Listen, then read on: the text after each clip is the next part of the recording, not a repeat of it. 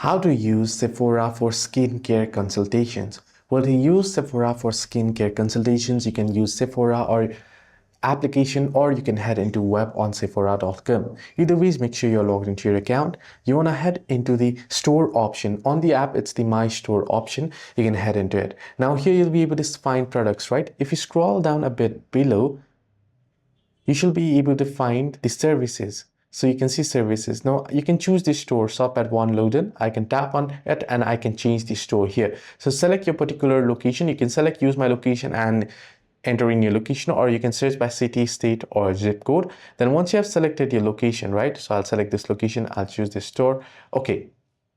You can see my store has been changed. Now I can scroll down again below and I can search for services and view the services available for skincare, right? Makeup, waxing, events, and such. You can see I can select full face or lash application. For instance, I want a full face, get a full low look makeup and such. I can tap on it. I can book an appointment and proceed to select the particular option there. Where do you want it? You can also tap on show more locations and view locations, then continue to pick an artist and date, then select the artist. If which artist is available. Once you have selected the artist there, you want to pick a date. For example, from now I can select 16, 17, 18, 19, up to 4 days.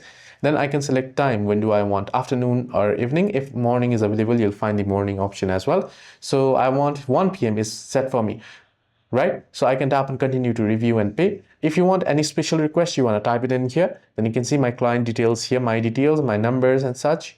Yes, please send me text message reminders about my appointment if you want a reminder. Then choose one option or waiver of rights. So if you're choosing for yourself or you're choosing for someone under the age of 18, then add in your payment method and proceed to book. It's simple and easy. Hope this video helped. Do like and subscribe.